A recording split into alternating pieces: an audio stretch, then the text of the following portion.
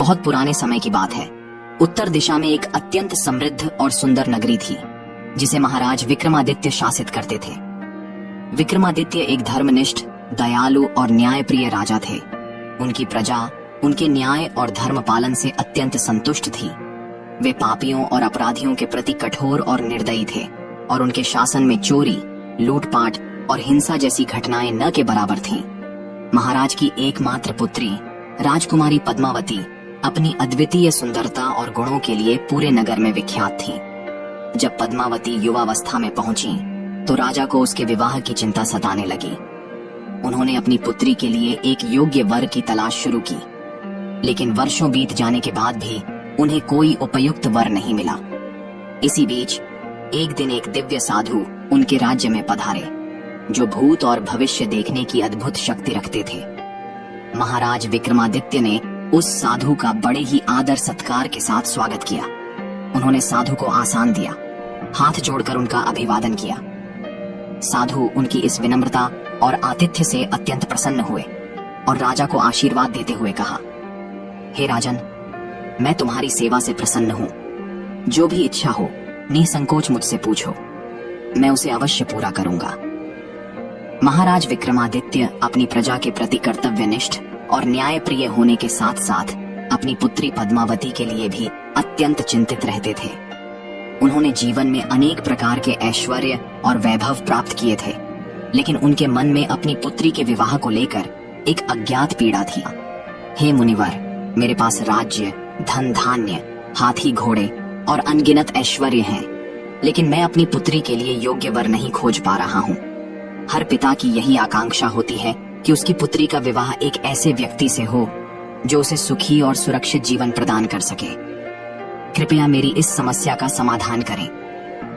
साधु महाराज की समस्या को ध्यानपूर्वक सुनने के बाद बोले, हे राजन, मैं आपकी व्यथा समझता हूँ और आपके इस प्रश्न का उत्तर अवश्य दूंगा, किंतु इसका समाधान पाने के लिए आपको धैर्य रखना होगा। इतना कहकर साधु ध्यान मग्न हो गए। महाराज विक्रमादित्य साधु के जवाब को सुनने के लिए व्याकुलता से उनके सामने बैठे रहे। कुछ देर के बाद साधु ने अपनी आंखें खोली और गहन स्वर में बोले, हे राजन, आपकी पुत्री के लिए उत्तम वर कहीं बाहर नहीं, बल्कि आपके राजमहल के भीतर ही निवास करता है। यह सुनकर राजा चकित रह गए और उन्होंने विस्मय पूर्वक साधु से पूछा, हे मुनिवर, ऐसा कौन है जो मेरी दृष्टि में अभी तक नहीं आया? कृपया विस्तार से बताएं। साधु ने महाराज की उत्सुकता को देखकर कहा, राजन, वह पुरुष आपके महल में ही आपकी सेवा में कार्यरत है, लेकिन अब तक आप उसे पहचान नहीं पाए हैं। यह सुनकर राजा के मन में और अधिक सवाल उठने लगे। उन्होंने पूछा, हे मुनिवर, क्या वह कोई सेवक है या कोई साधारण नागरिक जो महल में रहकर अपने कर्तव्यों का पालन कर रहा है? कृपया उसका नाम और गुण बताइए ताकि मैं उसे पहचान सकूं। साधु ने मुस्कुराते हुए कहा, राजन, उस पुरुष का स्वभाव ऐसा है कि वह सत्य, धर्म और न्याय का पालन करता है। वह अपने कर्मों से श्रेष्ठ है और आपकी पुत्री के लिए उपयुक्त है। वह पुरुष न केवल आपके परिवार को सम्मानित करेगा, बल्कि आपकी पुत्री के जीवन को भी सुखी बनाएगा। महाराज विक्रमादित्य की उत्सुकता अब चरम पर थी। उन्होंने साधु से विनती करते हुए कहा, हे मुनिवर, कृपया मुझे शीघ्र बताएं कि वह व्यक्ति कौन है, ताकि मैं अपनी पुत्री का विवाह उसके साथ कर सकूं। साधु ने गंभीरता से उत्तर दिया, राजन, वह व्यक्ति आपके दरबार का नौकर रघु है।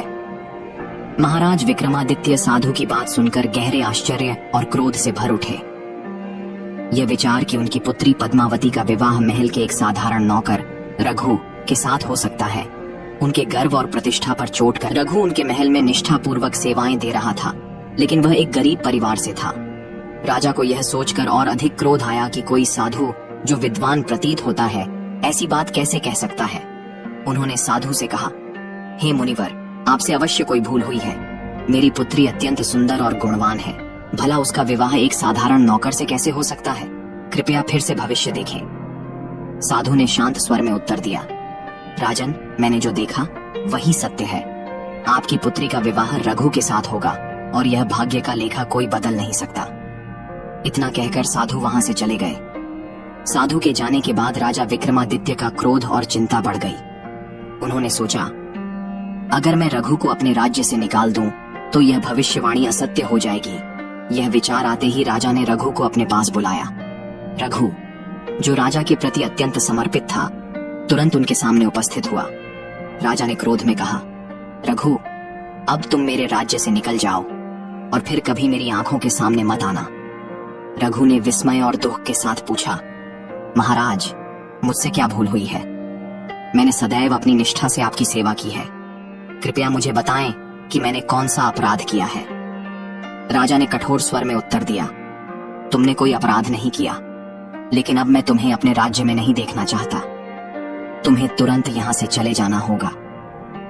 रघु, जो अपने स्वाभिमान और निष्ठा के लिए जाना जाता था, ने राजा की आज्ञा का पालन करने का निर्णय लिया। उसने राजा को प्रणाम किया और कहा, महाराज, मैंने सदैव अपनी सेवाएं निष्ठापूर्वक दी हैं। अगर यह आपकी इच्छा है कि मैं इस राज्य को छोड़ दूं, तो मैं अवश्य जाऊंगा, लेकिन मेरी प्रार्थना है कि आप सदैव स्वस्थ और प्रसन्न रहें। इतना कहकर रघु ने महल छोड़ दिया। वह अपने पास कुछ भी नहीं ले गया और चुपचाप राज्य की सीमा पार कर गया। इस घटना के बाद भी राजा का क्रोध शांत नहीं हुआ। उन्होंने सोचा कि अब उनकी पुत्री का विवाह रघु से नहीं हो सकेगा और उनकी प्रतिष्ठा सुरक्षित रहेगी। कई दिनों के बाद राजा को यह एहसास हुआ कि रघु के जाने से महल में एक अजीब सी शून्यता आ गई है। रघु की सेवाओं और उसकी निष्ठा की कमी सभी को महसूस होने लगी। पद्मावती भी इस घटना से दुखी थी, क्योंकि वह जानती थी कि रघु न केवल एक गुणवान व्यक्ति था, बल्कि उसमें गहरी समझ और दयालुता भी थी। उधर रघु ने अपनी योग्यता और विद्वता के बल पर एक अन्य राज्य में पहचान बनाई।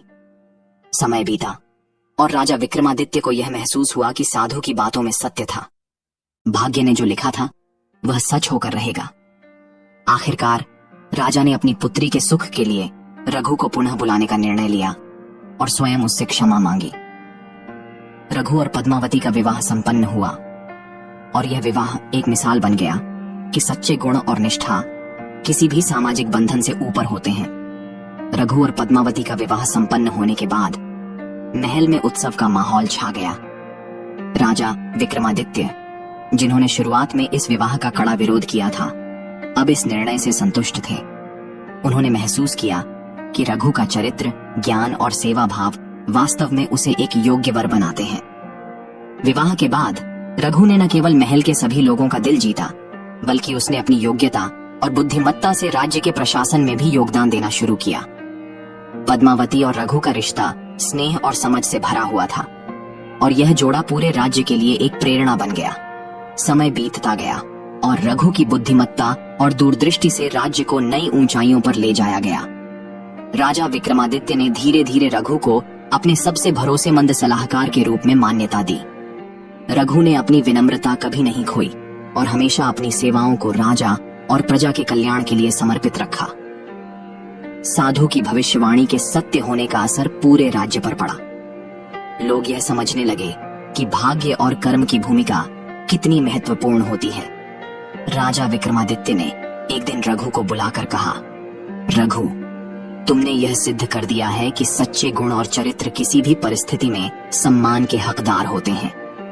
मैं अपनी पहले की सोच और क्रोध के लिए तुमसे क्षमा चाहता हूँ। तुम न केवल मेरे लिए बल्कि इस राज्य के लिए भी एक अनमोल रत्न हो। रघु ने राजा को झुककर प्रणाम किया और कहा, महाराज, यह आपकी कृपा और विश्वास है जिसने मुझे यह अवसर दिया। मैं सदैव इस राज्य और आपकी सेवा में समर्पित रहूंगा। रघु और पद्मावती का जीवन प्रेम, समझदारी और आपसी सम्मान से भरा हुआ था। उनकी कहानी न केवल महल के लिए बल्कि पूरे राज्य के लिए एक उदाहरण बन गई। साधु की कही बातें सच साबित हुईं और इस घटना ने राजा को यह सिखाया कि भाग्य के सामने किसी की शक्ति नहीं चलती, लेकिन यह भी सत्य है कि कर्म और गुणों का मोल किसी भी सामाजिक बंधन से बढ़कर होता है। इस घटना के बाद राजा विक्रमादित्य ने यह प्रण लिया कि वे हमेशा गुणों और योग्यता को प्राथमिकता देंगे, चाहे परिस्थिति कैसी भी हो। यह कहानी सदा के लिए राज्य के इतिहास में दर्ज हो गई और लोगों को सिखाई कि जीवन में सच्चे मूल्य क्या होते हैं। हमारी ऐसी और भी कहानियों से जुड़े रहने के लिए हमारे चैनल द स्टोरी इंस्पायर्ड को सब्सक्राइब करें।